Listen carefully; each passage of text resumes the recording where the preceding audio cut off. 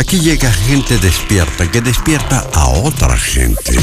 Observan y analizan el país y el mundo en una conversación sin concesiones. La actualidad y sus protagonistas. Aquí todo parte desde cero. 8:03 de la mañana, viernes 11 de septiembre. Buenos días, Luciano Cruzcoque. Don Rafael Gumucio Araya. Hola. Buenos días. ¿Cómo está usted? Muy bien, gracias. Hola, yo. Bien. 11 de septiembre. Mando número 1. Ojalá tengamos una jornada Tranquila. tranquila. Tranquila, ayer en la noche había algunas manifestaciones, pero nada de cuidado de momento. Sí, porque el ambiente políticamente ha estado medio crispadito y por lo tanto un 11 de septiembre muy revoltoso vendría más que nada a seguir sacando fantasmas del closet, y creo que no nos hace bien. A propósito de closet, es San Orlando y Rolando. No sé por qué se me ocurrió que era una pareja, podía ser una pareja. Orlando y Rolando. Orlando y Rolando. No sé. Rolando. Ah, pues lo Orlando pensaste y en Rolando. Hola. Mi nombre es Orlando y mi nombre es Rolando. Son nombres que como que ya no se usaran mucho, ¿no? Rolando no. Rolando. No, yo tenía un amigo de mi papá, Orlando Álvarez, que era un juez de la Corte Suprema y gran operático. Además escribió los 180 años de la ópera en Chile. Un operático fantástico, autor de teatro también. Orlando se llama él. Orlando Álvarez Hernández. Y Rolando tampoco conozco. La concha de Rolando es una... ¿Vos sos argentino? Es su grupo. Usted no ve nada. El cantar de Roldán. ¿No conocen a Peter Capusotto? Rolando Jiménez, pero ¿cómo Rolando tan Jiménez. tonti a esta hora de la por mañana? La Rolando concha de Alarcón, Rolando. dicen. Tienes razón. Oye, y Ronaldo no es lo mismo, ¿no? ¿No es Ronaldinho? No. No, porque es Rolando. No, Rolando. Pero es raro porque en los países portugueses se habla mucho de Ronaldo. Ronaldo. ¿Será lo mismo Ronaldo que...? La temperatura para los que salieron temprano y ya lo saben, fueron 3 la mínima. Hace mucho frío esta mañana, yo sentí al menos 19 grados en la máxima para este viernes 11 de septiembre. Vamos con los titulares en voz de Luciano Cruzcoque. El gobierno conmemorará el 11 de septiembre con el retraso de la aprobación del proyecto que crea la Subsecretaría de Derechos Humanos. Además, pese a la presión por el cierre de Punta Peuco, la ministra de Justicia, Javiera Blanco, descartó que se haga ese anuncio hoy. Por su parte, incidentes aislados marcaron la jornada previa a la conmemoración de este día. Como decíamos, un carabinero resultó herido a bala en San Bernardo. Y el gobierno va a ingresar más de 30 ajustes a la reforma laboral en el Senado. Las indicaciones apuntan a los servicios mínimos y a las pymes principalmente, y no incluirá el reemplazo a huelga, que es realmente el nudo que está en discusión. Los ministros de Hacienda y del Trabajo se reunieron ayer con la presidenta de la CUT y senadores oficialistas para despejar dudas al respecto. Sí, hoy día fue muy enfático en descartar el reemplazo en huelga el presidente de la comisión, que es Letelier, ¿verdad? Y han salido varias cartas de empresarios. Ahí teníamos un Orlando. Orlando Letelier, tiene razón, también. Oye, está lleno Orlando y Rolando. Sí, Cuando uno piensa, quién sabe uno de se qué llama al final así. del programa.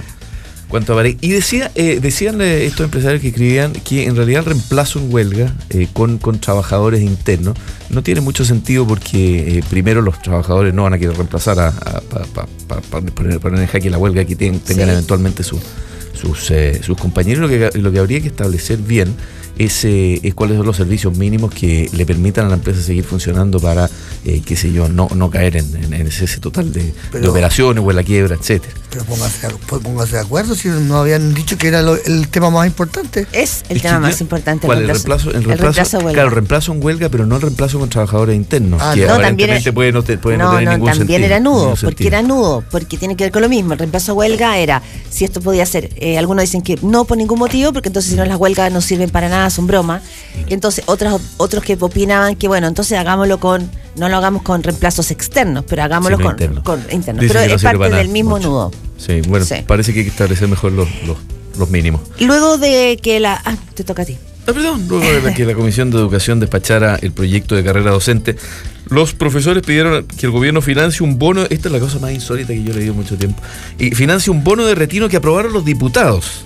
pese a que el Ministerio de Educación declaró que es inadmisible, y es inadmisible, los parlamentarios presionan al gobierno, aprobaron una medida que implica 200 millones de pesos, un bono de retiro de 20 millones de pesos por profesor, que no está en el proyecto y que el Ejecutivo es el único que puede rogar recursos dentro de un proyecto de ley, pero los diputados dijeron, no, ¿sabe qué? Vamos a ir con esto igual, y lo aprobaron igual, a pesar de que la ministra de Educación le dijo que no había mucho por dónde. Tampoco está claro los ritmos de esta reforma. Se había dicho que esto iba a ser más lento hasta 2016, después no están claros. Ha cambiado mucho.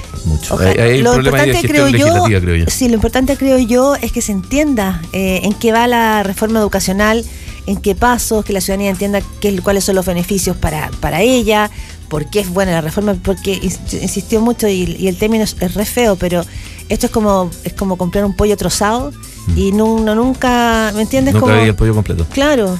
Bueno, aquí y en estas cosas no solo son importantes los conceptos, la conceptualización de lo que implica una reforma, sino también cómo armonizan los cambios que uno va haciendo, porque los cambios por separado son demasiadas líneas abiertas, quizás.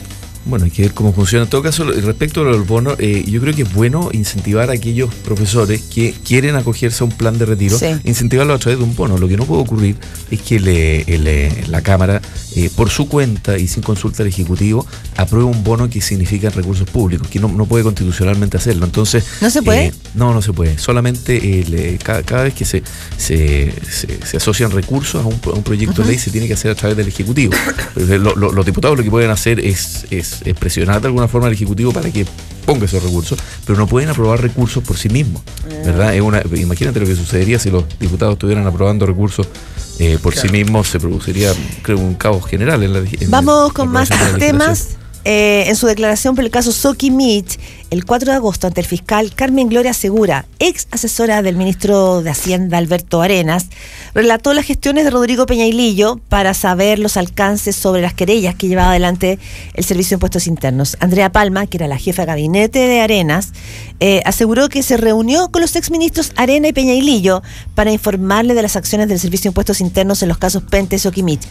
Ojo, porque esto va en la línea de las declaraciones que había hecho Michel Jorrat, ex director de Impuestos Internos, y también el segundo, Cristian Vargas, que también renunció, y fueron los que denunciaron presiones del gobierno en este rol que debía jugar Impuestos Internos en las querellas de Soquimich. El fiscal del caso Cabal, Luis Toledo, anunció que será candidato para liderar el Ministerio Público. El persecutor dijo que en los próximos días presentará los antecedentes a la Corte Suprema. De quedar en la quina, será un escenario complejo para la presidenta debido a que indagó en calidad de imputado a su hijo Sebastián Dávalos y a Natalia Compañón. El senador Fulvio Rossi, senador socialista, utilizó su sede parlamentaria para albergar su corporación Casa Abierta. Un dictamen del Consejo Resolutivo de Asignaciones Parlamentarias prohíbe la duplicidad de uso de la sede, y esto afirmando que la utilización del lugar tiene que ser excluida para cumplir su labor parlamentaria.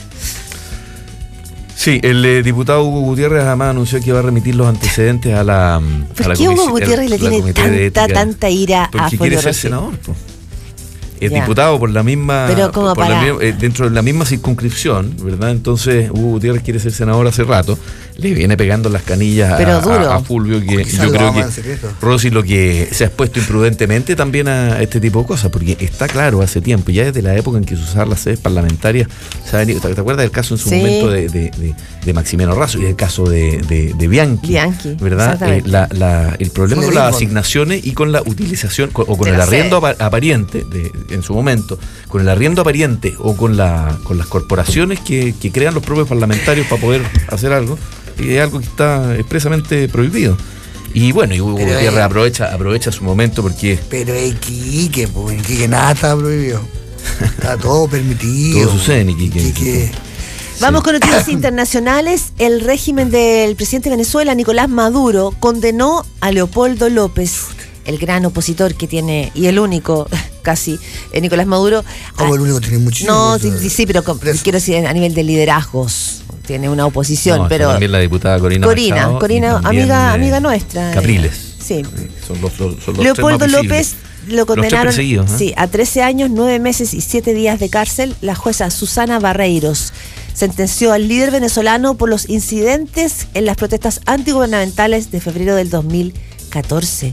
El opositor, que es considerado un preso político por los organismos internacionales, pronunció un emotivo discurso antes de escuchar el fallo. O sea, aquí, por ejemplo, pienso, podrían haber condenado a Giorgio Jackson y Camila Vallejo por las marchas de los estudiantes del 2011 a 13 años, 9 meses y 7 días.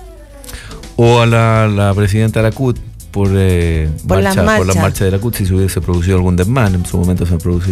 Y están condenados a 13 años, 9 meses y 7 días. Tal cual. No, sí, Tal cual. Pues. La democracia en Venezuela. Bueno, la periodista húngara, una señora muy simpática, ¿verdad? Que pateó y puso zancadillas a refugiados. Y no, es que ustedes vieron la imagen. Delirante, no, nada de simpática la encontré. Bueno, es una manera irónica de decirlo. Que puso zancadillas a los refugiados mientras que querían huir de un control policial junto a la frontera con Serbia. Lamentó su comportamiento y justificó debido a un ataque de pánico. Esa es una mentira más grande, fue lo más intencional que he visto. Y además con una frialdad, o sea, cuando pateaba y levantaba los pies para hacer el tropezón, no la Y lo hizo no una vez, ¿no? No una, y no se la... Y yo, viste, cuando la gente ve la jauría humana y quiere entrar, que le viene como un impulso. Sí, y además le salió algo como muy de adentro. Sí. Dijo, estoy en un estado de shock por lo que hice. Ya. Y por lo que están haciendo conmigo. Esa dice. Dijo la reportera Petra Laszlo en una carta publicada este viernes a la prensa local. Vale decir que la echaron. Pero mira, había entrado hace muy poquito además. Estaba viendo en Facebook una polémica que no sé si... que dice que el niño que encontraron en la playa lo movieron. Porque es verdad que cuando alguien sale de la ola, casi siempre el cuerpo, vuelve a entrar. No, el cuerpo no está en la posición como estaba el niño estaba en contra de la ola, estaba y generalmente cuando alguien sale de la ola te bota y te deja ¿más de lado? Te deja hacia el con la cabeza hacia la arena y los pies hacia el mar. Claro, entonces dicen que lo habrían movido y que, claro, parte de la emoción que produce la imagen es justamente la extrañeza que tiene. Hay como que el ojo se queda mirando, porque yo creo que es como contra natura la imagen, es como por eso yo creo que es tan llamativa y de ahí su éxito como no cuestiona el fondo del asunto. El niño estaba muerto y estaba en la playa, ¿no? Igual, Rafa, yo siento que la imagen del niño muerto, claro, sí, puede ser que la actitud del niño era muy dramática. Pero lo importante es que el niño, aquí, o sea, el tema es que el niño está muerto. Tiene que ver con el tema de la migración y con la manera, o sea, pero las razones son las mismas. Sí, no estoy cuestionando eso, imagínate, a mí me impactó más que nadie, porque era una de mis hijas. Pero lo que quiero decir, una pregunta quizás inútil pero semiológica, si la foto hubiese sido del niño normalmente, como además había otras 200 fotos de ese mismo naufragio de niños y de adultos naufragados, ¿hubiese producido un impacto? Es una pregunta que uno se podría haber hecho. Yo creo que hubiera producido impacto, pero también la posición, que es una posición de dormir. Sí. Ahora el Mundo en su momento lanzó por Twitter la posibilidad de no publicar la foto, y mucha gente se opuso, es decir, ¿debemos publicar o no esta foto? Creo que el hecho de que se publique una foto de un niño fue independiente. Esta foto fue muy importante, o sea, cambió la versión. Sí, lo que decíamos antes, niños muertos en Siria o viajando a Siria, habíamos visto montañas y nadie le había importado nada hasta ese niño. Y me parece muy bien, pero hay una cuestión de semiótica. Sí, en Japón las fuertes lluvias ocurridas generaron el desbordamiento de un río que provocó la muerte de 3 personas y 25 personas hay hoy desaparecidas. Los equipos de rescate han intentado socorrer a cientos de personas bloqueadas desde el jueves en la ciudad de Hoso, donde se desbordó el río. Y también en el ámbito internacional, la Asamblea General de las Naciones Unidas aprobó por amplia mayoría una resolución impulsada por la Argentina que fija principios globales para la reestructuración de deudas soberanas. Esta es una forma de poner límites a las acciones de los llamados, comillas, fondos buitre. Con 136 votos a favor, 6 en contra y 41 abstenciones, esta resolución vio la luz y desató la algarabía de buena parte de los representantes en el oficio de la organización en Nueva York. Son 8:17. Tenemos un invitado, Juan Andrés Murillo, que fue creyente en el caso Caradima y había muchas noticias, no sobre el caso, porque el caso ya está en manos de la justicia, o sea, de alguna forma también sobre el caso, sino sobre el encubrimiento y sobre la forma en que Errázuriz y Esati se refieren al tema o hablan del tema, y sobre todo hablan de la posible comparecencia de Juan Carlos Cruz ante la conferencia episcopal anglosajona, que no sé si sabían ustedes de que había esa invitación, que se había cursado esa invitación. No, yo no tenía idea. De que habían propuesto a Juan Carlos Cruz en la comisión papal. Hoy viene unas declaraciones de María Mérico, sí, que es integrante del grupo que asesora al Vaticano y que por abuso de menor, y que dice que sí, que ella había propuesto el nombre de Juan Carlos Cruz. Para explicar a nuestros auditores, lo que hubo aquí fue el conocimiento de unos mails entre las dos figuras más importantes de la Iglesia Católica en Chile, Monseñor Esati y el arzobispo Errázuriz. Y esto ha implicado que vimos un veto a la figura de Felipe Berrío, ya no como una sospecha de que Berrío le molestaba a la Iglesia porque era distinto, comillas, sino que operaciones políticas para dejarlo fuera de un cargo, y también la anulación y cerrarle la puerta a cualquier postulación de Juan Carlos Cruz. ¿Cómo vives tú? Te lo digo porque ustedes como querellante en el caso Caradima han tenido que dar una batalla también con la propia iglesia. Una iglesia que cayó, no es que se cayó solamente, sino que silenció. Cayó y cayó. Exactamente. ¿Te sorprenden estos mails? ¿Van en la línea de lo que tú siempre sospechaste o hace una diferencia? Sí, mira, la verdad es que era bastante evidente este tipo de comunicación entre los cardenales, pero no deja de sorprender. Por suerte uno no ha perdido la capacidad de asombro con esto, ¿no? Porque no hay que, yo creo que como es bueno contextualizar de lo que estamos hablando, ¿no? Como la Iglesia Católica tiene a su cargo 50%, directa o indirectamente 50% de los colegios de la educación en Chile. Gran parte de los hospitales son visitados normalmente por cura o por gente de la Iglesia Católica. Hay mucha gente en formación. Entonces, como no estamos hablando solamente de una universidad muy importante. Por lo menos varias. Una de las dos más importantes de Chile y de una de América Latina. Sí, y la Iglesia Católica es la organización que tiene más universidades en el mundo, ¿no? Entonces, no es solamente un problema como de una religión, un problema de catequesis o de doctrina, sino que hay una manera de relacionarse con el mundo. Que no es un problema para la gente que tiene fe, te estás diciendo un poco, porque uno podría decir, bueno, si uno no es católico o no cree, ¿qué importa? Claro, no es un problema solamente de fe, tienes toda la razón. Es un problema de manera de relacionarse con el mundo, con los demás, un problema ético, un problema de relacionarse con la corporalidad, un problema de ejercer el poder, ejercer la autoridad, en el que uno ha visto o uno esperaba que fueran una especie de referente ético, y hoy día se muestra que en realidad lo que han hecho es querer conservar el poder, mantener esas asimetrías de poder. Pero a mí lo que me llama la atención es una desconexión total.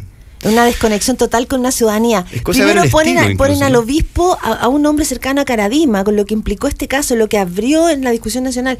Ponen a este obispo en Osorno. La molestia de los osorninos, de la sociedad, no les hace mella, les da lo mismo. Claro, ni siquiera lo responden, porque el mensaje que hay detrás, saben que ustedes no son la iglesia, no son parte, entonces son solamente como una especie de escenario donde va unos corderillos, los tratan como unos corderillos. Claro. Y eso es muy humillante, me parece, para las personas que... Después esta iglesia que tiene, yo creo, hoy una figura como el Papa Francisco, que está dando mensajes, algunos dicen que es marketing, mirada, lo que sea, pero está dando mensajes súper contundentes hacia el mundo, hacia el mundo de los separados, que fue súper castigado. El Papa es tan inocente, cree todo. No, pero no sé si es tan inocente. Deja preguntar al invitado. Mira, la verdad es que yo creo que los cambios siempre tienen un ingrediente estratégico importante, ¿no? Como yo creo que el Papa, o sea, para llegar a ser Papa tenéis que ser un gran estratega. y yo creo que sigue siendo, y está bien, y es parte de ejercer hoy día poderes de cambio. Yo creo que el Papa puede, o sea, está... Pero él puso a Esati, lo puso después de... No le redo. Lo nombró cardenal. Sí, lo nombró cardenal. No lo inventó, pero lo puso ahí. Sí. Él subió en la escalafona de Errázuriz, o sea, él confirmó a Barro, o sea, Sí. todas las señales que ha dado no han sido ninguna, ha estado en el lado, aparte de las declaraciones, pero uno sabe que los argentinos son buenos para las declaraciones y malos para la acción. Sí, o sus acciones no tienen nada que ver con sus declaraciones, tienen el don perfecto de la contradicción. Exactamente. Bueno, yo creo que los mails entre Esati y Errázuriz son la manifestación como más clara de la falta de coherencia y la contradicción, ¿no? El año pasado, cuando salieron cuando se hizo público, estaban mandando los antecedentes de Berrío, Puga y Aldunate al Vaticano para sancionarlos porque estaban, entre comillas, en contra del magisterio. Y emplazamos de alguna manera, o la iglesia misma emplazó a Esati. Esati dijo, no, yo no he hecho nada, solamente fui como el cartero nomás. Y además tampoco me enteré mucho. Sí. Y ayer en los mails dice como exactamente que él estaba recopilando y él estaba haciendo todas las acciones. O sea, esa falta de honestidad es lo que a mí más me... De aquellos que se suben a un púlpito a pedirte que vivas en honestidad, en verdad... Eso me parece insostenible, yo creo, en la iglesia. Y yo creo que la misma iglesia, en nombre de las personas que creen, que quieren jugársela, que están comprometidos, que comulgan honestamente, que se confían, no tengo idea. Ellos son los que deberían hoy día levantarse, golpear un poco la mesa y exigir, creo, mayor coherencia y yo directamente hoy día creo la renuncia de Esati. ¿Tú crees? Sí, hay otros que están pidiendo que Esati, ayer el diputado Walker señaló que no debiera presidir el TDEUM, además que los diputados de Walker, porque fueron los dos. Fue toda la bancada. No, fue la bancada Walker. No sé si Patricio no. No, Patricio, sí, fue Patricio y Matías. Matías lo dijo. Ahora yo no me llamaría mucho a la sorpresa en el entendido de que uno sabe cómo funciona la Iglesia Católica. Yo soy muy mal católico, me he distanciado mucho de la Iglesia. Pero me parece que estas no son prácticas nuevas. Me imagino que ustedes durante el proceso se enteraron de muchas cosas que aquí se ven también de manera bastante palmaria. También, ellos deben ejercer también como autoridades políticas de una institución que tiene la trascendencia que tiene, de una cierta manera, y obviamente optar por aquellos candidatos que políticamente le parecen mejores, qué sé yo, para integrar comisiones, para ser capellanes de la moneda y tratar de hacer políticamente su gestión interna. Y con los gobiernos que les vaya correspondiendo, porque obviamente que la Iglesia defiende ciertos intereses y se ha transformado también en un grupo de presión. Y yo creo que lo único que sorprende acá es que uno no pensaría que se hace de una manera tan vulgarizado, tan vulgar, ¿verdad? Sí. Escriben mails y a pesar de que el mail está bastante adornado con este lenguaje un poco eclesiástico. Yo creo, Luciano, que es una manera de hacer política. Y no creo que sea la mejor manera de hacer política estas maquinaciones para impedir que una persona que representa por lo menos no solamente intereses, sino que un modo de ser católico que a muchos les parece que está en más sintonía con lo cristiano, el nombramiento de Juan Carlos Cruz en la Comisión Papal de Prevención de Abuso Sexual Infantil, lo que buscaba era simplemente manifestar mayor coherencia con el compromiso del Papa y con lo que estaban diciendo. Entonces, el hecho de que le hayan hecho una zancadilla por el lado y de esta manera, yo creo que es una maquinación política, pero incluso una mala maquinación política, porque lo que están haciendo, lo que están buscando no es una conexión con el mundo, sino una desconexión con el mundo y una conservación. Pero no es que la estén buscando, la tienen. Sí, bueno, la tienen, sí. En verdad. ¿Por qué le dice la serpiente a...? Es una comparación bíblica con Satanás. ¿Con el paraíso? No. Bueno, con la serpiente del paraíso. Sí, o sea, habría tentado a Caradima. Yo creo que no va por ahí. No va por ahí. No, o sea, por lo menos hay una columna y lo dice Benito Baranda, ¿no? Habla en su columna hablaba de eso. No, se habla de la serpiente de como una figura del demonio que da vuelta a las cosas, ¿no? Como Ahora, hay un punto, lo hablábamos con Luciano al comienzo, la respuesta de la Iglesia no ha sido, no sé, supongo que no va por pedimos ahí, perdón por no esto. No ha sido, queremos hacer una autocrítica, no es la manera en que corresponde. Lo que hace la Iglesia, y es un punto que también hay que recoger, tiene que ver con de cómo se violan los correos internos, los correos personales. Esa es la discusión, esa es la respuesta de la Iglesia. Y es un punto también. Bueno, es un punto súper importante, y yo le agregaría otra cosa. ¿Por qué nosotros nos tenemos que enterar de la verdad a través de filtraciones y no a través de transparencia? O sea, que sería la contrarrespuesta también, ¿no? Pero tú lo sabes mejor que nadie, porque la Iglesia tiene una cultura de meter debajo Pero no todos. O sea, yo quiero insistir en eso, ¿no? Como no es toda la Iglesia, son algunas personas que llegan al poder y que van escalando y que se aprovechan muchas veces de aquellos que no buscan el poder y que quieren ejercer el sacerdocio o su vida religiosa de buena voluntad. Y evidentemente esto es otro.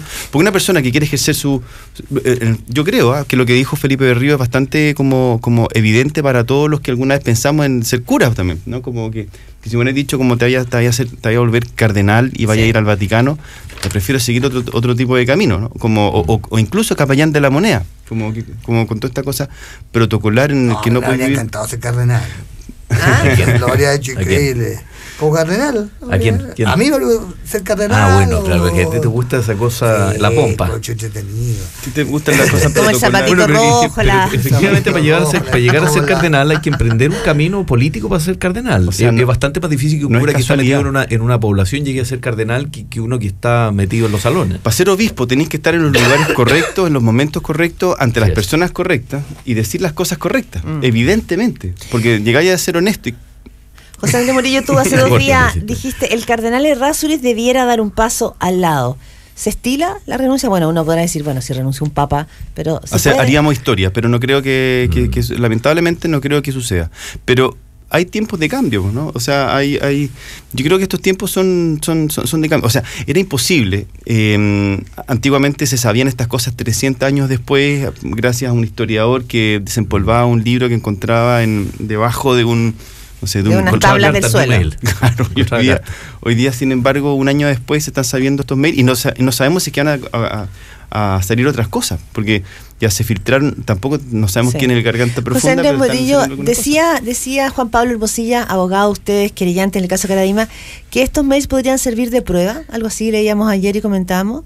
Lo que pasa es que lo que decía Juan Pablo es que las cartas son... El contenido. Eso, las cartas. De eso no, que hay dos cosas. Las cartas que son más oficiales, las cartas que escribió Errázuriz y los mails privados. No sé si tienen no sé si son los mismos. Lo que pasa es que hay que distinguir, yo creo, entre como las cartas materialmente o los mails materialmente y el contenido. O sea, hoy día el contenido es conocido por todos. Entonces, si le pregunta al cardenal Sati por el contenido y él niega el contenido, sabiendo que ya fue confirmado por ello, o sea, estaría cayendo en una mentira ante el tribunal. En ese sentido se pueden utilizar. No tengo idea procesalmente si es que se pueden usar de la otra manera. Ya, pero en el fondo demuestran una... Exactamente. Ya, o sea, un actuar. Un ánimo de desacreditar, incluso de denostar a la persona de Juan Carlos Cruz, que es una víctima que ha intentado luchar incluso contra el abuso sexual, y uno podría decir, está a favor del Papa, está a favor de la Iglesia, pero sin embargo le está haciendo el camino más difícil a los cardenales que... O eventualmente pueden abrir en el proceso una arista que permita solicitar los mails en vista de que acá hay un ejemplo de que los mails son utilizados como medio para ponerse de acuerdo en casos que son relevantes para la Iglesia. Ahora, esto explica, José Andrés Murillo, la actitud que ha tenido la Iglesia Católica para ustedes, los creyentes en el caso Caradima. ¿Se sintieron acogidos? ¿Esta Iglesia abrió, digamos, su seno para acogerlo? ¿O esta línea de los mails lo que hace es ratificar y lograr entender mejor? Mira, esto manifiesta y hace público que hay una contradicción entre su mensaje en el que están comprometidos con las víctimas, y no hablamos de nosotros, como hablamos de un montón de otras personas que han sido literalmente como renegadas por la Iglesia en su búsqueda de justicia, de amparo, de consuelo por parte de la Iglesia, y que han sido considerados, que eso es lo que, por ejemplo, la fundadora de SNAP, siempre dice Barbara Blaine, que ella es católica, sigue siendo católica, dice como lo que más me ha dolido es que me han considerado y me han tratado como enemiga de la Iglesia cuando soy una enemiga del abuso. Entonces, esas cosas son las que, como esa falta de coherencia es la que queda aquí en evidencia. Y yo creo que es importante que la gente lo sepa y ellos puedan exigir también mayor coherencia de parte de la Iglesia. Porque, a ver, a mí no me interesa que se acabe la Iglesia ni luchar en contra de la Iglesia. Al contrario, me gustaría que la Iglesia se transformara en un lugar sano de desarrollo de la espiritualidad, ¿no? Me gustaría que si mis hijos quieren ser católicos puedan ir y yo pueda confiar en que van a ir a una parroquia y van a estar seguros, van a estar acompañados, van a poder desarrollarse y no solamente voy a tener que estar como mandarlos como con cámara escondida para ver un casco. Y que le pueden inculcar valores sobre todo. ¿Y qué tipo de valores también le van a enseñar? Como, mira, manda de tu mail o, ojo, tergiversa la verdad, como lo que le dice Errázuriz a Osa. Claro. Mira, muestra la verdad de esta manera porque la caridad se ve mejor que lo más triste que callar víctimas. Lo más triste es cuando le dice a Karadima, en la carta a Karadima, que en el fondo no lo está castigando, que lo está premiando, que no veas que es un castigo, cuando evidentemente es un castigo.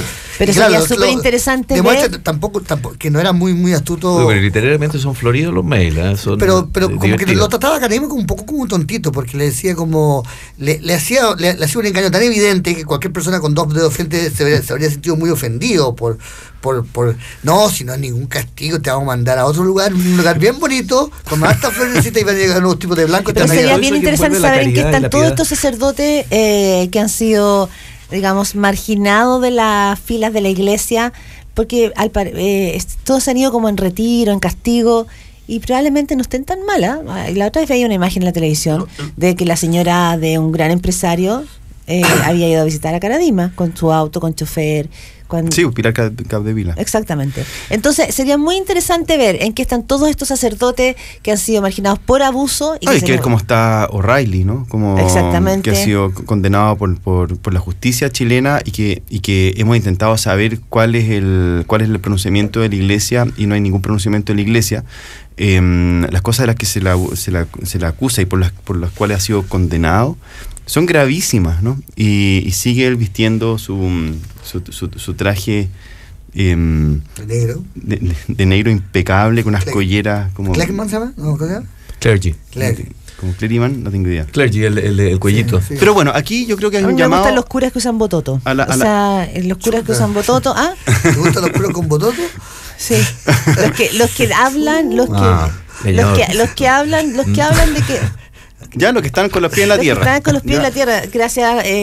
Lo que pasa es que yo estoy acostumbrada a funcionar con unos tipos aquí que todo lo que uno dice es doble fondo. Todo. Sí. Porque es como la típica niña que va al curso de hombre y que tiene que entender los chicos. Oye, pero yo quería aprovechar a Juan Andrés también en otro ámbito, si se puede. Juan Andrés fue parte de la... José Andrés fue parte de la comisión Engel y últimamente ha aparecido el mismo Engel también señalando que estaba sorprendido acerca de la lentitud con la cual están avanzando los procesos que se formularon en el ámbito de las reformas políticas y particularmente con aquella que dice relación con la legislación de partidos políticos y la del CERVEL también en su momento el domingo pasado. Escuchaba también a Marcela Ríos, que fue colega tuyo en la Radio Duna, recién acá al lado. Y también decía que era muy difícil lidiar con los políticos porque los políticos de alguna forma denostaban a la academia, decían, ¿y ustedes que vienen a darnos lecciones a nosotros? De hecho se produjo una situación muy incómoda cuando se nombra a la comisión Engel, donde ellos dijeron, fantástico, nosotros vamos a escuchar, pero nosotros vamos a armar nuestra comisión por nuestro propio lado. ¿Cómo ha sido esa relación y cómo ves tú que esos avances se podrían o no materializar en el futuro? Mira, varias cosas. Primero, la relación con los partidos políticos durante la comisión Engel, la verdad es que fue bastante fluida. Como, en las reuniones. Sí, en las reuniones, como la entrega de material, la consonancia que había en la búsqueda de propuestas. Las conclusiones de las propuestas la verdad es que estaban en la misma sintonía. Trabajamos juntos, trabajamos durante 45 días. Fue realmente como súper exigente y demandante lo que hicimos, y estábamos seguros de que los partidos políticos y el gobierno iban a estar apuntando a la misma dirección. Ha sido, yo creo, y aquí voy a ser súper honesto, súper desilusionante la manera en que ha resultado el trato a la comisión Engel, ¿no? Como cuando la presidenta, a quien le tengo un cariño enorme, dice que ella misma personalmente se va a hacer cargo de que esta agenda se lleve a cabo y que las propuestas que nosotros habíamos puesto sobre la mesa se iban a hacer ley, se iban a hacer realidad. y que esto se ha visto entrampado, ya sea dentro del gobierno o en los partidos políticos o en el Congreso, me parece que aquí hace falta que una persona se haga cargo y no puede ser la presidenta de la República. Yo creo que la presidenta de la República tiene que estar preocupada de otras cosas y tiene que haber alguien como específicamente empujando la agenda. Sí. ¿Y ese es el ministro del Interior? Yo creo que será desde el no tengo idea, sé que tendrán que nombrar a alguien específicamente para esto, desde el Ministerio del Interior, desde la Secretaría General de la República, pero aquí eso es lo que falta hoy día, y si no, me parece que fue un poco trabajar en balde, y no me parece que Chile hoy día esté en las condiciones. Pero la pregunta es de merecer eso, ¿no? José Andrés Murillo, es si ustedes como miembros de la Comisión Engel sienten que aquí los ha bypaseado el gobierno, que no le ha puesto urgencia a la agenda, o no es la prioridad, o son los políticos los que de alguna manera están en una cosa media negadora. Mira, yo no lo sé, yo no quiero culpar a nadie porque no estoy metido en ese corral. ¿Sí? Tengo mis peleas en otros corrales, pero en este corral no sé quiénes son los actores principales, pero sí sé lo que hace falta. Y hace falta que alguien se haga cargo de llevar a cabo esta agenda, porque no puede ser, es impresentable que después de 3 meses, 4 meses, todavía no haya ni siquiera una ley que se haya materializado a partir de este informe que todos alabaron tanto cuando salió. Entonces, yo creo que sí hay voluntad, Luciano, sí. Yo creo que sí hay voluntad de los políticos, sí hay voluntad del gobierno, sí hay voluntad de los parlamentarios. Lo que no hay hoy día es alguien que pueda como orquestar. Ponerle cascabel al gato. Yo creo que falta un líder, un director ahí. Sí. Pero me sorprende porque, por ejemplo, los partidos han sido muy reacios a reinscribir a sus militantes, a pesar de que el quórum mismo que ellos mismos bajaron en la ley que negociaron con el ministro Piñerillo en su momento es del 0,25% del padrón. Y hay muchos que creen y sostienen que eventualmente los partidos, hoy día en las condiciones en las que está la política, si salen a pedir firma alguna, van a poder reinscribirse. Por tanto, dentro de las cosas que no se han hecho, precisamente está el que los partidos puedan reinscribir nuevamente a sus militantes, porque si hacen ese ejercicio, probablemente el 50% de los partidos quedaría fuera.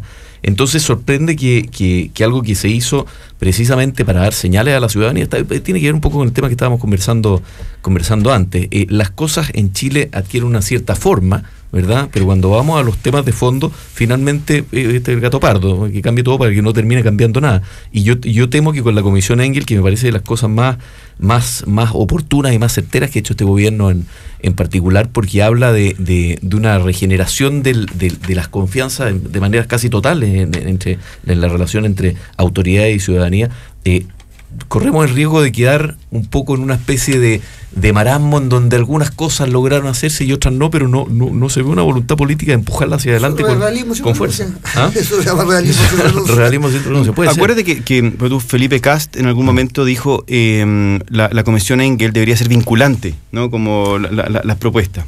Habían varios, yo creo que habían muchos, la mayoría está de acuerdo con la Comisión Engel. Yo creo que había simplemente una falta de orquestación o de orientación clara para esto. Y yo estoy seguro, por lo que hemos hablado incluso en algunos momentos con la presidenta después de la entrega del informe, que ella también está tremendamente comprometida, pero falta una persona, un cargo, una persona designada especialmente a materializar en una agenda legislativa concreta y con plazos, el informe Engel, porque realmente creo yo, y estoy de acuerdo contigo, es lo que ha sido más claro y más transparente y el medio para reconstruir la confianza. Tal cual. Y dime una cosa, ¿y la comisión, si es que no ve avance, está pensando tomar alguna acción? Bueno, Engel hizo ya una declaración hace un poco más de una semana de que esto no estaba avanzando, pero me ha pasado mucho que mucha gente se está negando a participar en comisiones, ¿verdad? Después no terminan en nada. Porque finalmente utilizan tu nombre, blanquean de alguna forma, qué sé yo, una comisión de cultura, una comisión de deporte, se ponen figuras que son relevantes, en este caso una comisión política, ¿verdad? Donde hay figuras que le dan fe a la ciudadanía de que se va a poder avanzar, y luego quedan un poco en nada y la gente dice, ya, fantástico, pero hoy día quiero participar, pero con cierta garantía de resultados. Claro, algunos hablan de la confianza muy grande. De las comisionitis, ¿no? Pero ¿sabes qué? Yo creo, esta es la única comisión en la que yo he sido invitado. Pero una buena comisión, además, las personas eran bien notables todos. Pero no te dan comisión, eso sí, es lo único malo. No te dan comisión. Bueno, pero son todos gratis, ¿no? Sí, por lo menos esta. Me interesa. Tú decías por la palabra de que les pagaran una comisión. A mí me gustaría que yo entendía que tú querías decir con misión, que aquí había No, una misión. había misión, no, a mí me gusta que me den comisión. Se entiende cosas distintas. Por eso digo. Sí. A mí me gusta que me paguen por trabajar, pero bueno, es un problema mío. Bueno, José Andrés Murillo, muchas gracias por estar acá en Desde Cero. Gracias por la invitación. Vamos y volvemos aquí en Desde Cero. En Radio Cero, desde cero. Cualquiera puede tomar una foto. Pero si no vas por ella, si no te ensucias las manos, si no te rompes las rodillas y no te arriesgas para capturar ese momento único, este auto no es para ti. All New Mazda 2. Desafía lo convencional. Infórmate y descúbrelo en Mazda.cl/drive2be. Mazda. Respalda y garantiza Derco. En Radio Cero son las 8:43 minutos.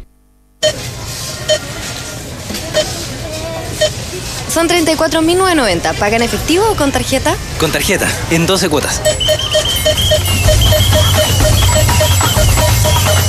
En septiembre vas a querer pagar todo entre 3 y 12 cuotas sin interés con tus tarjetas de crédito Corbanca y participar por uno de los 5 viajes a Brasil para 2 personas. Mientras más las uses, más posibilidades tienes de ganar. Bases y detalles de esta promoción en www.corbanca.cl. Claro es el primero en sorprenderte al traer de vuelta toda la innovación, diseño y tecnología de los nuevos smartphones HTC Desire y HTC One M9. Pórtate a Claro y lleva tu HTC Desire con cuota inicial 0 peso al contratar un plan Pro 4 GB por solo 24,000 pesos mensuales por un año. Más de lo que más te gusta, con Claro es posible. En Radio Cero, desde cero. Bueno, aprovecha y paga todo con tus tarjetas de crédito Corbanca de 3 a 12 cuotas sin interés. Anticipa por uno de los 5 viajes a Brasil que en septiembre Corbanca tiene para ti. Mientras usas tus tarjetas tienes más posibilidades de ganar. Infórmate en corbanca.cl. Algunos van más lejos desafiando sus límites, su propio equilibrio y con ello consiguen lo inalcanzable. Si eso es lo que te mueve, necesitas el partner perfecto, como los tengo yo, mis partners perfectos. All New Mazda 2, desafía lo convencional, infórmate y descúbrelo en mazda.cl/drive2be. Con el nuevo Galaxy S6 Edge Plus, descubre más detalles, pantalla más grande con un tamaño perfecto y fácil de usar con una sola mano. Además, diseño Dual Edge Displays, bordes curvos y delgados que te darán una experiencia visual inmersiva. Carga más rápido, en 90 minutos tendrás la carga completa. ¿Estabas esperando más de tu smartphone? Descúbrelo tú mismo. New Galaxy Galaxy S6 Edge Plus. El futuro es ahora. Oye, hay temas que no hemos tocado. Sí, yo como soy muy atrasado de noticias, vi el informe especial de TVN. ¿Lo viste ayer recién? Lo vi ayer recién y me decepcionó mucho. Debo ¿Decepcionó? Sí, que quizás andaba con muchas expectativas. Creo que el video lo había hecho Pavlovich o alguien que vivió esa época, que estuvo en esa época y que participó de la televisión de esa época, que conocía más. Yo personalmente conozco muchísimo más entre tejidos, nombres de los que salían ahí. Es decir, el rol de Dinaco estaba como muy desperfilado, se descuidó mucho de no poner nunca el nombre de los periodistas que salían en pantalla. Esto es el informe especial que denunciaba montajes que se habían hecho. Sí. Mostraba que en el fondo Televisión Nacional se metió en sus archivos y yo creo que era un capítulo, a diferencia de Rafa, yo creo que este era un capítulo de la historia que faltaba. No, sí, la idea me parece espectacular. Que es el mea culpa de los medios de comunicación y mostrar cómo se hicieron parte de los montajes que hacía la dictadura. Porque lo que vi es que yo lo encontré alucinante. Jefe de prensa junto con la directora del canal fueron a entregarlo al presidente de la Corte Suprema. Exactamente. No lo vi el programa. Lo que pasa es que, claro, yo me imaginaba, pero quizás estoy mal, que el archivo de TVN debe tener muchísimas cosas. Pero ¿tú qué querías? ¿Tú querías que hiciera? No, yo quería saber. ¿Tú sabes lo que quería Rafael, creo yo? Sí. Él quería una vidriera diciendo, este periodista, Ricardo Goya, esta edad, no sé qué, sí, fue sapo de la DINA. Quiere un cadalso. Claro, pero yo no sé si una cosa es hacer tu propio... Jorge Evia. fecha. Trabajó en Dinaco de tal fecha. Tú querías un prontuario. No, pero no por...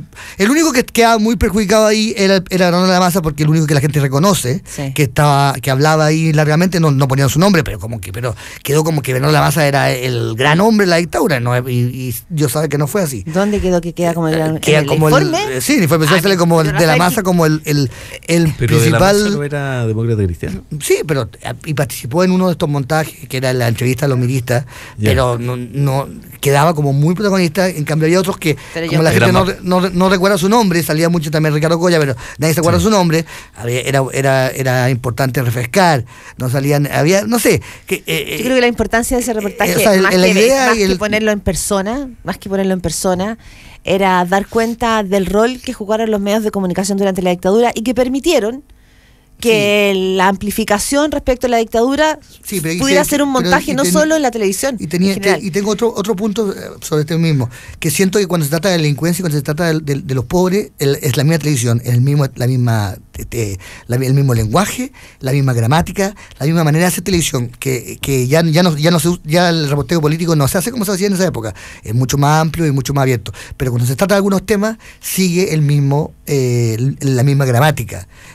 Pienso en Patricio Caldichuri en Canal 11. No es alguien de dictadura, no fue parte de la dictadura, o sea, trabajaba en esa televisión, pero no era partidario de la dictadura. Sin embargo, uno siente que su gramática, su forma de hacer las cosas, su mentalidad ante la noticia es la misma. Y esa es tanto más pernicioso porque podía hacer reportaje de izquierda hoy en día con la gramática de la dictadura. Y la gramática es tan importante a veces como lo que se cuenta. Volvamos a eso después de lo de Pato. Tenemos a Pato Fernández desde Washington. Él está participando en la conferencia anual CAF del Banco del Desarrollo Americano, y nos va a contar un poquito, porque en este centro se está discutiendo, para salir un poquito del ombligo, se está discutiendo del barrio, de lo que está sucediendo en países bastante convulsionados: Guatemala, Brasil, México, para qué decir Venezuela. Buenos días, Pato, ¿cómo estás? ¿Qué tal? Buenos días, Cita Claudia. Hola, Patricio. Oye, ¿cómo estamos, Luciano? Rafael, muy buenos días.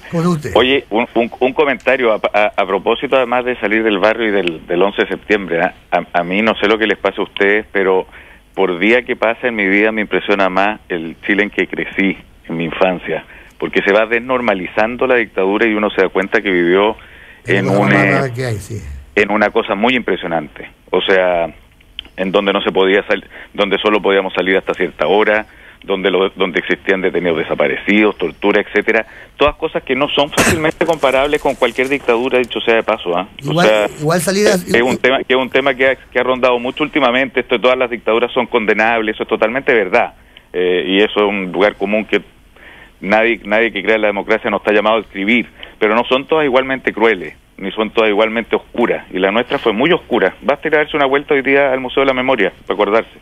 Oye, pero, bueno, eso salía hasta cierta hora, igual fue bueno, Yo creo que nos educó bastante bien. Sí, yo igual lo agradezco. Si yo pudiera ponérsela a mis niños, se la pondría. Porque queda familiar, igual sería una... A mi niñita. Oye, sí, totalmente. ¿Qué se discute allá? Yo supongo que los grandes temas son Venezuela y Guatemala, que están ahora en la parrilla noticiosa, pero ¿es así o estoy...? Mira, este es un encuentro, yo creo que es el encuentro sobre política y realidad latinoamericana más importante que se hace en el mundo al año. Están acá buena parte de los ministros de Relaciones Exteriores, los analistas de la realidad continental, etcétera. Y la primera cosa que les diría es, dentro de la lista de preocupaciones, Chile no está, digamos. No. ¿No están preocupados por nosotros? No, por Chile. Los temas son más bien como... Y otra cosa que también es interesante de ver desde acá es que buena parte de los temas que nos están preocupando en Chile, en términos económicos, no son chilenos. O sea, la baja en las materias primas es algo que se está hablando acá, muy determinante en la realidad y en la dura realidad que le viene a América Latina. América Latina ha vivido acá... años, la crisis del 2008 la sorteó como pocos barrios del mundo, pasó sin mayores dolores, y venimos saliendo, o vamos a empezar a salir como continente, de un periodo muy virtuoso. donde la mayor parte de la gente siente que es gracias a su esfuerzo, esto según estudio y qué sé yo, que era un comentario interesante que hacía el Moisés Naim ayer en una conversación que tenía con Enrique Iglesias, sobre cómo la gente percibe que sus vidas y sus ingresos han mejorado debido a su esfuerzo, y en gran medida esto se debe también a que hubo un periodo virtuoso en los precios de los commodities, donde América Latina vivió un tiempo de crecimiento particularmente destacable en el mundo, mientras en otros lugares se vivía en crisis. Todo eso va a bajar y vienen tiempos de baja flaca. Estoy repitiendo lo que más o menos se dice en el ambiente. Y los países internamente, que es algo que también se ha comentado, van a tener que saber encontrar acuerdos políticos amplios y generosos para sortear lo que viene sin sacarse la suerte entre gitanos, porque lo que viene, viene. Y no hay manera de esquivarlo. En ese mismo contexto, contestó Enrique Iglesias, hablaba de cómo cada país no puede dejar de realizar las reformas importantes que le corresponden en medio de esta crisis, que en algunos casos son reformas liberalizadoras y en otros casos, como el chileno, pueden ser reformas más bien solidarias. Pero de que el momento del apretón del cinturón viene.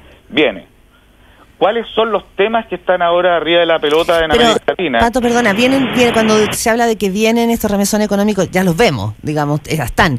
Cuando tú dices vienen como recesión, ¿hacia dónde se dice que avanzan? Porque Argentina está menos en crisis que hace poco, pero está complicada políticamente también. Brasil, ¿para qué hablar? Económicamente también se habla de recesión.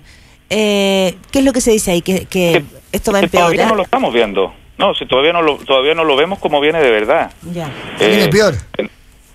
Sí, claro, o sea, los efectos todavía los estamos viendo muy poco. Lo que estamos viendo en estos momentos en casi todos los países de América Latina son crisis internas más bien políticas y desajustes, pero el problema económico en serio se supone que todavía está por venir. En Chile todavía no lo estamos viendo. Hay empresas que pueden perder dinero, bajas en los precios de las acciones de determinadas compañías que se mezclan con Brasil, cosas por el estilo, pero todavía no vemos ni gente que pierde el trabajo, ni... Oye, perdón, Pato, un poquito, ¿quién convoca y qué representante chileno hay allá relevante? Bueno, estuvo... Fuera de ti, por supuesto. Chileno, daba vuelta por ahí todo el tiempo Juan Gabriel Valdés, estaba John Claven, participó en paneles Alejandro Foxley. Pero es la OEI la que convoca, ¿quién? La organización de esto lo convoca la CAF con otra agencia que se llama The Dialogue y la Organización de los Estados Americanos. Y quienes dan vuelta por esta cuestión, no sé, en paneles estaba desde la Roberta Jacobson, que es la encargada del secretario de Estado para América Latina, estaba Martín Torrijos, Enrique García, que es el presidente de la CAF, en fin, son muchos personajes bien más o menos bien relevantes en esto. El otro tema también, ponte tú, que está bien arriba de la pelota, es el conflicto es el lío que se armó entre Colombia y Venezuela. Claro, ese es un temón. Pero te quería preguntar una cosa ahí, Pato, perdón que te interrumpa. Cuando se habla y se mira, digamos, el continente y los focos que vienen, si lo miráramos como un semáforo, luz roja sería la economía, ¿qué sería luz amarilla y a qué se le estaría dando luz verde? Te lo planteo porque hay conflictos políticos importantes. Guatemala destituyó a su presidente de la República, está en tribunales, la presidenta Dilma Rousseff tiene un 7% de aprobación y tiene que decir día por medio que no va a renunciar. ¿Cuáles son las otras luces de alarma que están prendidas? Mira, una de las cosas que se dice es que en estos momentos América Latina está como pocas veces, está con menos conflictos entre países y con más conflictos al interior de los países. ¿Cuáles son los conflictos que hay al interior de los países? Son bastante parecidos a lo que nosotros vemos y creemos como problemas muy nuestros, porque tienen que ver yo creo que desde con tecnologías hasta con evoluciones políticas. La corrupción es un asunto que de pronto salió a la luz como cosa en la que toma mucha conciencia la población, es capaz de salir a las calles, y la parte que algunos destacan es que por primera vez está desnaturalizada, o sea, los tribunales en todas estas partes donde se denuncia han funcionado. Hay presidentes que pierden los trabajos, que pierden sus puestos, digamos, etcétera. Y eso está bastante en todos lados. el tema de la libertad de prensa, Pato. Ecuador, ponte tú, ese es un tema importante, respecto a la libertad de prensa. Las leyes de medios. Las leyes de medios, etcétera. Pero si algún país hoy día está como en el ojo del huracán en eso, es Ecuador, donde no hay quien lo salve, digamos, de las maneras en que ha tratado estos temas. Y lo otro que ha pasado muy fuerte respecto de las libertades de prensa, que es también una queja o una nube que enturbia todo, es cómo los grandes empresarios en América Latina han concentrado y se han adueñado de medios incluso más allá de sus propias fronteras. Los grandes, de pronto se volvió y se convirtió en una, no sé si llamarle una moda, pero el mundo de la plata ingresó directamente en los grandes medios, y hay algunos, ponte tú, que empiezan a generar circuitos poco felices, o sea, dueños de supermercados que compran medios para publicitar sus productos y los del supermercado y etcétera, lo que genera distorsiones más o menos importantes. O sea, son dos los ámbitos en los que habría que ponerle atención al asunto de la libertad de expresión. Uno son los controles estatales, donde especialmente en cierto mundo del ALBA es donde uno tendría que poner el ojo crítico, que para qué vamos a insistir en Cuba, que hay una historia al respecto, y países como Ecuador. Y lo otro, bueno, y Argentina, que Argentina sin duda, sí, por lo que ha estado. Sí. Y por otro lado, la concentración. Está la amenaza, claro, está la amenaza de las grandes corporaciones respecto de la libertad de prensa, que es que terminen concentrando la propiedad de los medios en muchos países. Ok. Pato Fernández, muchas gracias por este reporte desde Washington. Perdón, ¿y está rico Washington? ¿Está, sí, ¿cómo está en esta época del año? Está rico, está bueno, está caluroso, mucho más caluroso de lo que yo esperaba, y es húmedo además acá en verano, pero es una ciudad agradable porque tiene mucho parque, es bastante cuica. Pero es media fome la ciudad, es media fome. Es una ciudad de monumentos, una ciudad de grandes avenidas, bulevares grandes, es una ciudad capital. Totalmente. Sí. Es más bien fomeque, pero bonita. Pero bonito, con una Oye, hay otro dato. Pasa harto a veces la vía. Gente bonita y fomeque. Más fomeque. Sí. Oye, otro dato, otro dato que me impresionó, yo estaba participando en una mesa que era antes de esto, lo importante y los públicos venían después. Yo estaba en una mesa de periodismo de opinión y que tenía que ver con unas agendas de futuro. Son esos títulos que no sirven para nada a unas reuniones que le ponen donde la gente termina hablando lo que quiere. Pero un dato que salió ahí que me impresionó es que en el mundo 85 personas concentran la misma cantidad de dinero que 35 mil millones de seres humanos. Sí, y ser uno del 86 es bien bueno, es lo que comenzábamos, me comentaba internamente, pero esa es la envidia que da, si hay que concursar por un poco cupo. Por ser el 84. Son muy pocos los premios para tanta gente que los desea. No, pero la verdad que es terrible la concentración, y la crisis del 2008 parece que aumentó la concentración. Pero fíjate, ese dato también que les contaba a mí se me había pasado por alto, que fue una crisis muy bien sorteada por este continente. Sí. O sea, ahí el mundo entero se contrajo profundamente, y como nosotros en América Latina, y ese otro tema muy presente también en este asunto, como la razón que viene de la crisis es porque América Latina es un continente exportador de materias primas, y y lo que viene es una baja en los commodities que muchos ven para siempre. Pésima noticia para nosotros. Cosas como el cobre, productos como el cobre, es algo que no debiera o no se espera que tenga repuntes importantes en los años futuros. Entonces lo que se habla es cómo estas economías en las que nosotros vivimos debieran tener transformaciones profundas. Pero ¿no será un poco tarde ya? Porque quizás no la hicimos cuando pudimos. Que aceptamos, perdona, pero si aceptamos lo tuyo tenemos que ponernos a llorar para siempre, ¿no? Porque eso es lo que me dedico yo a hacer, pues no es una buena reclamar permanentemente. Pero es muy aburrido eso. No creas. Hay momentos hay distintos tipos de llantos. Yo creo que no lo hicimos, fuimos muy responsables, no jugamos todo con el cobre, parece que fue en vez de jugar en varias ruletas, jugamos en una sola ruleta. No, pero la matriz productiva del país hoy día está mucho más diversificada que hace 30, 40 años. O sea, se ha hecho de alguna forma. Sí. Mucho menos. Pero dentro de las posibilidades, pues, Pato, si no. Pero es algo que hay que hacer. Sí, y claro. El llamado también, que también nos toca bien de cerca, y es curioso que también nosotros lo pensamos como un problema muy propio y es generalizado, el llamado es a no boicotearse internamente entre las distintas fuerzas políticas al interior de los países, porque lo que viene va a requerir de generosidades y de acuerdos. O sea, hay cambios que cada país en sus estadios de desarrollo tiene que hacer y se le vuelven necesarios, y que no pueden contar con el boicot de la discusión política interna, que es algo muy propio que está sucediendo hoy día en el continente completo. O sea, de distintas maneras en cada uno de los países se producen batallas así intestinas que no permiten oxigenar o que se responsabilizan y se culpan internamente de cosas que están viniendo de afuera. Y allí hay un camino por desarrollar. Anda a saber si vamos a ser capaces. Pato Fernández, nos vemos acá en Santiago. Buena suerte ahí en Washington. Muchas gracias por el reporte. Hasta el lunes. Hasta el lunes. Chao. 9:03 de la mañana, viernes 11 de septiembre. Que tengan un buen fin de semana, que descansen y que ojalá que tengamos un día tranquilo. ¿Tenemos recomendaciones que dar o no? No tengo mayor recomendación. Bueno, está Coetze en Chile, que va a hablar en la Ciudad de las Palabras, que en la Católica. Sí, me convidaron antes de ayer una cosa que hizo de un lanzamiento un relanzamiento o un lanzamiento de una segunda parte del libro Elizabeth Costello que él hizo. No habló nada.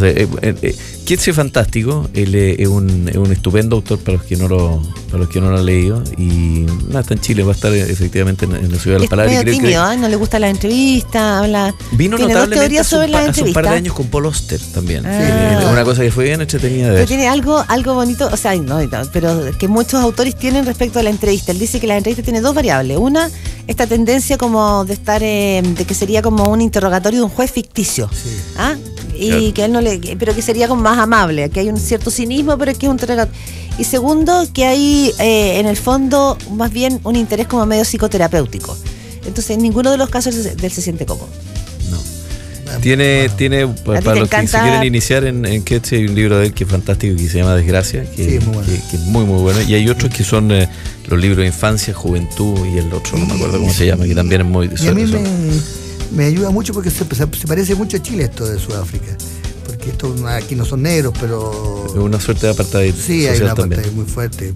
Entonces la sensación, porque él no habla de los negros, sino que habla de la clase de los africanos, que son blancos holandeses, ingleses, que se sienten apartados de la sociedad inglesa, se sienten apartados de la sociedad negra y están un poco en terreno de nadie. Sí, y pone en cuestión también el apartheid como sistema exitoso de reconciliación política en el país. Lo que pasó después, sí, lo de... Claro, después uno ve Invictus y lee después a Coetze y son dos cosas distintas. Eso te queda como... Ya, chicos, que tengan un buen fin de semana. Chau.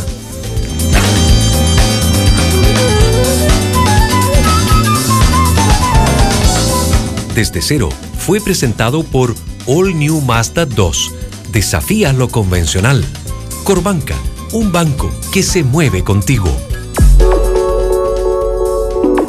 En Cero son las 9:06.